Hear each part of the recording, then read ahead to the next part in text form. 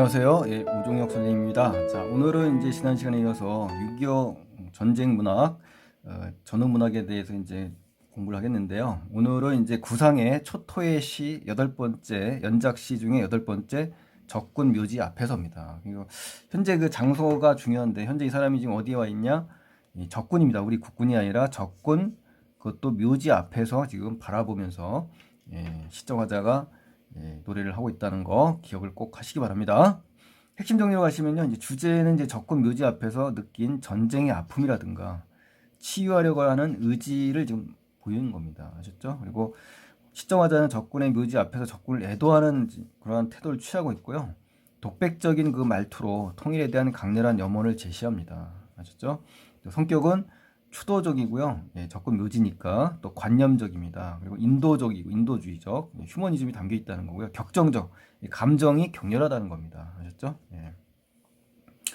이 관념적이라는 건 이제 구체적이지 않다라고 반대로 이해하시면 좋겠습니다. 자, 표현상 특징에 가시면요. 이 15편 중에 이제 연작시입니다. 그 중에 이제 8번째 작품이니까 굉장히 시가 많은 건데, 초토의 시 8번째 적군 묘지 앞에서 이것이 우리 수등특강에 담겨 있는 겁니다. 자, 전쟁으로 이제 황폐해진 현실을 초토로 인식한 겁니다. 그러니까 황폐한 땅을 이제 초토라고 합니다. 그래서 이 분단의 현실을 마주하고 전쟁의 상처를 인간성, 이걸로 회복으로 상처를 치유하려는 의지를 드러낸 시입니다. 아셨죠? 그리고 전사자의 묘지는 전쟁의 참상을 불러일으키는 그런 장소입니다. 여러분 아셨죠? 또 적개심, 적에 대한 이런 분노, 또 미움이 있습니다. 하지만 적군과 아군이라는 구분을 어때요? 초월합니다. 구분을 초월해서 적군 전사자의 원한을 시적하자 자신의 바람에, 소망에 담아버려요. 그래서 그들, 적군들의 넋도 추모하게 되는, 시적화자의 어떤 심리적인 방향이 바뀌었죠. 태도가 바뀐 겁니다. 그래서 전장에서는 적대 관계에 있지만 이 묘지, 죽음 앞에서는 추모와 애도를 표하는 이러한 그 어떤 동질성을 얻게 되는 겁니다. 아셨죠? 이러한 모습에서 이제 이 적군에 대한 연민, 또 사랑으로서 전쟁의 비극을 초월하는 그러한 화자의 의지를 우리가 엿볼 수 있는 겁니다. 또 시인, 구상 시인 자체도 6.25 때 종군 체험을 바탕으로 직접 체험을 바탕으로 쓴 겁니다. 그리고 분단 현실에 대한 안타까움, 또 통일에 대한 강렬한 염원을 소망하는 그런 노래입니다. 또 적군과 화자의 슬픔을 동일시합니다. 인간적인 측면에서요. 그래서 이념적인 증오를 뛰어넘는 진정한 화해와 인간의 이 휴머니즘이 드러난 그런 시입니다. 또 화자의 정서가 직설적으로 표현되어 있고요. 또 금속성 이미지가 나옵니다. 방아쇠라든가 포성 소리 같은 거. 그래서 전쟁과 분단의 문제를 부각하는 효과를 줍니다. 아셨죠? 또 대립적인 시어가 또 뚜렷합니다. 그래서 전쟁의 폭력성과 생명의 존엄성에 대한 인식을 드러냅니다. 대표적으로 봄, 하늘, 구름이 바로 그런 거고요. 특히 자연적인 이미지잖아요. 분단의 아픔을 부각하는 그러한 시어들입니다. 그래서 통일에 대한 화자의 염원이 담겨 있는 시어들이고요. 반대로 방아쇠와 포성은 방금 앞에서 얘기한 것처럼 어떻습니까? 전쟁과 분단의 문제를 부각하는 그런 시어입니다. 자, 너희라는 이제 인칭 대명사가 나옵니다. 그래서 적군 전사자와 전쟁에 대한 심경을 마치 추모사를 읽듯이 이렇게 표현합니다. 아셨죠? 또 전쟁의 참상과 분단의 아픔을 감각적으로 표현합니다. 여기서 감각적, 감각적으로 표현하는데요. 대표적인 감각이 이제 시각과 청각입니다. 아셨죠? 자, 그럼 이제 시 자체 내용을 한번 살펴보겠습니다. 1년에서는요, 눈을 감지 못한 적군 묘지의 넋들을 지금 이야기합니다. 그래서 5호, 자, 5호는 이제 감탄사고요. 정서를 강조하는 효과가 있습니다. 아셨죠? 정서가 드러나죠, 그대로. 여기는 이제 어디겠습니까? 적군 묘지죠. 우리 제목에서 나오는 그대로.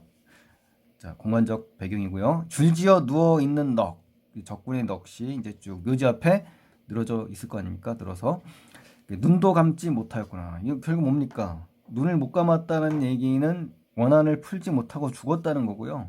굉장히 비통하고 원통하게 죽었다는 겁니다. 그래서 그 사람들에 대한 애도와 추도를 하는 화자의 모습이 담긴 거고요. 또 뭐뭐 하겠구나라는 탄식의 어조가 나온 겁니다. 그래서 화자는 적군의 묘지에서 적군이지만 비록 적군이지만 그들을 이해하는 그러한 모습을 보이고 있는 겁니다. 아셨죠? 네. 자, 이연으로 가볼까요? 적군 전사자의 묘를 만드는 행위와 그 의미에 대해서 이제 이야기를 합니다. 그래서 이 남과 북이 이제 화해의 계기가 되는 것을 깨닫게 되는 거죠. 네. 자, 볼까요? 어제까지 너의 목숨을 겨눴다. 그렇죠? 총뿌리를 겨눈 겁니다. 그래서 자, 방아쇠를 당겼다. 이 방아쇠의 의미는 바로 뭡니까? 전쟁의 비극과 냉혹한 그러한 현실을 지금 상징하는 겁니다. 금속성 이미지잖아요. 그렇죠? 예. 이걸 당겼던 그 우리의 그 손으로, 그렇죠? 예. 적대 관계에 있었다는 거예요, 서로. 근데 썩어 문드러진 살덩이와 뼈, 그게 결국 죽음이잖아요, 그렇죠? 그래도 양지발은 두매 산골을 골라 곱게 파묻어 때마저 입혀. 그 때라는 건요, 이제 우리 산소 같은 데 가면 왜 흙 묻은 흙이 묻고 이제 뿌리채 떠낸 잔디 같은 거 있잖아요. 산소에다가 이제 겉에 붙이고 밟고 하지 않았습니까? 이게 때예요, 때. 그래서 이거마저 입혔다라는 건 뭡니까? 그만큼 그 산소 이 묘지를 관리를 잘 해준 겁니다. 잘 묻어 시신을 좀 안치해 놓고 제대로 형상도 만들어 주었다는 거잖아요. 그러니까 그 적군이지만 추모와 애도의 뜻을 의미하는 거고요. 사랑을 실천한 거죠. 진정한 인간으로서 사랑을 실천한 거고 숭고하지 않습니까? 동포애 우리의 민족이잖아요, 그렇죠? 숭고한 어떤 동포애와 휴머니즘, 인간애가 담겨 있는 겁니다. 그래서 이 적군이지만 비록 한 민족으로서의 어떤 화해와 포용력을 발휘한 거라고 봐야 되죠. 아셨죠? 그래서 죽음은 이렇듯, 자, 죽음이라는 자체가 바로 뭡니까? 증오, 미움, 그렇죠? 전쟁에 대한 어떤 증오 이런 거, 그리고 사랑, 또 민족애와 인간애가 담겨 있잖아요. 이런 거보다도 더 어떻다? 더 너그러운 것이로다. 그러니까 관용과 포용을 의미하는 거잖아요. 그렇죠? 예. 그래서 미움과 사랑을 뛰어넘는 초월하는 계기가 바로 죽음이 되는 겁니다. 그래서 이념 대립은 엄마 허망하다. 그렇죠? 예, 허망한 거다. 죽고 나면 의미가 없다는 거죠. 그리고 생명이 정말 고귀한 것이다. 그리고 생명의 존엄성을 강조하는 그러한 부분이라는 거 반드시 판단을 하셔야 되겠습니다. 자, 3문단에 가시면 이제 분단으로 인해서 고향으로 돌아가지 못하는 나와 너희가 나옵니다. 자, 보실까요? 이것에서 나와 너희의 넋들이 돌아갈 고향 땅은 30리 정도 된다. 30리라는 건 이제 분단된 곳까지 거리적인 그 시어잖아요. 예, 거리감을 얘기하는 거고 가로막혔다. 단절돼 있다는 거잖아요. 그러니까 이게 뭔 말입니까? 남북 분단으로 지금 갈 수가 없다는 겁니다. 그래서 그 비극적인 이 현실을 제시한 거고요. 시조가자의 안타까움이 담겨 있는 그러한 부분이라고 볼 수가 있고요. 자, 사연에 가시면 이제 분단된 현실이 너무 답답하다는 겁니다. 그러니까 분단의 고통이 완전히 자기 속으로 내면화되는 그러한 부분입니다. 자, 보실까요? 무인공산, 사람이 안 사는 이 텅 빈 산, 이건 비무장지대를 얘기하는 겁니다. 이 적막만이 감돌죠. 그렇죠? 천만근이라는 것은 엄청난 무게잖아요. 그러니까 이 왜 무겁냐면 적막, 아무도 살지 않는 그런 텅 빈 공간에서 허탈감과 적막감의 어떤 이 깊이, 감정의 깊이를 보여줄 수가 없기 때문에 그걸 형상화한 그러한 단어라고 볼 수가 있습니다. 그래서 이 적막감의 깊이를 형상화한 단어는 천만근이다. 아셨죠? 그래서 내 가슴을 억누르고 있다. 억누른다는 것은 뭡니까? 전쟁의 어떤 폭력, 그래서 피폐해진 이런 분단의 현실이 너무나 답답하다. 이런 걸 얘기하는 겁니다. 답답함. 알았죠? 예. 자, 5연에 가시면 적군의 풀지 못한 원한에 대한 연민과 이해가 나옵니다. 그래서 적군과 화자의 한이 동일시됩니다. 그래서 공감대를 형성하면서 이해를 하게 되는 그런 상황입니다. 자, 중요합니다. 이것부터는 더. 자, 살아서는 너희가 나와 미움으로 맺혔다. 그렇죠. 전쟁으로 인한 대립과 증오가 있었잖아요. 그렇죠? 예, 미움이었지만 이제는 오히려 죽어서 어때? 너희의 풀지 못한 원한. 그렇죠? 전쟁과 분단으로 고향으로 가지 못했잖아요. 그러니까 눈을 감지 못하고 죽었다고 우리 1년에서 나왔잖아요. 그렇죠? 그래서 나의 바람이 뭐냐? 분단을 극복하고 통일이 되는 거예요. 그래서 그 속에 깃들어 있다라는 것은 결국 뭡니까?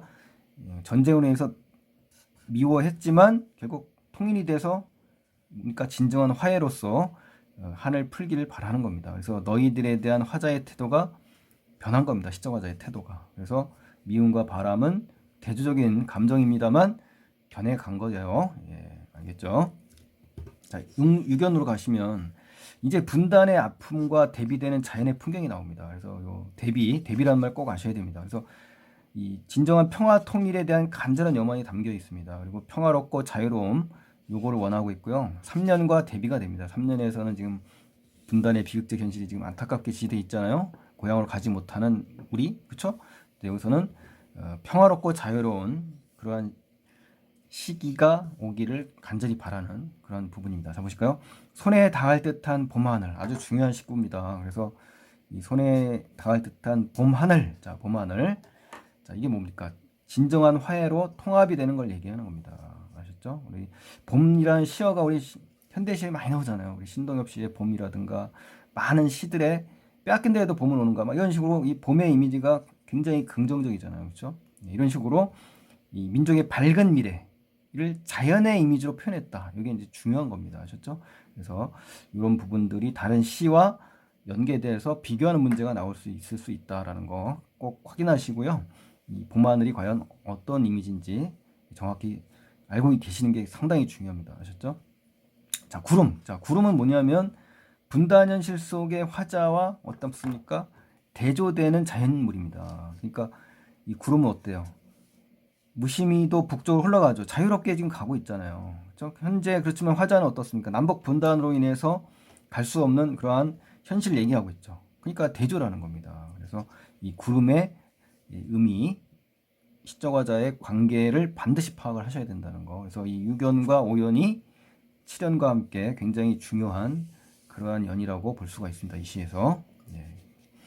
자, 마지막 7년을 보겠습니다. 자, 7년에 보니까 이제 추모와 애도를 통해서 자, 현실 극복을 강렬히 원합니다. 그래서 분단과 동족 상잔의 비극적인 현실에 대해서 통곡을 합니다. 아셨죠? 예, 굉장히 안타깝습니다. 자, 어디서 울려오는 포성 몇 발. 자, 포성이라는 거는 이 지속되는 남북 대치 상황을 이야기하는 겁니다. 끝나지 않았다는 얘기예요. 그러니까 전쟁이 끝나지 않았다. 즉 남북 대치 상황이라는 것을 알 수가 있고요. 나는 그만 이 은원이라는 단어를 잘 아셔야 되는데 이 은원이라는 거는 은혜와 원한이잖아요. 그러니까 서로 어울리지 않는 단어들이잖아요. 근데 이 같은 동포로서의 남북의 어떤 사랑을 의미하는 거고요. 또 한편으로는 적으로서의 원한의 관계가 있는 모순된 단어들입니다. 아셨죠? 그래서 그 무덤 앞에 목 놓아 버린다. 이 목 놓아 버린다라는 것은요. 우리 일상적인 시어잖아요. 그래서 통안의 감정, 이 감정을 직설적으로 지금 표현한 거고요. 또 인간성 회복, 그 다음에 전쟁의 상처를 치유하고자 하는 인간성의 회복을 통해서 전쟁의 상처를 치유하고자 하는 그러한 연이라는 것을 반드시 아시기 바랍니다. 이 통곡의 의미가요. 아셨죠? 예. 자, 그래서 오늘 그 전쟁, 6.25 전쟁에 대한 그 어떤 상처와 치유에 대한 그러한 시들을 공부했는데요. 자, 어떻습니까? 예, 6.25 전쟁이라는 건 일어나서는 안 되겠죠.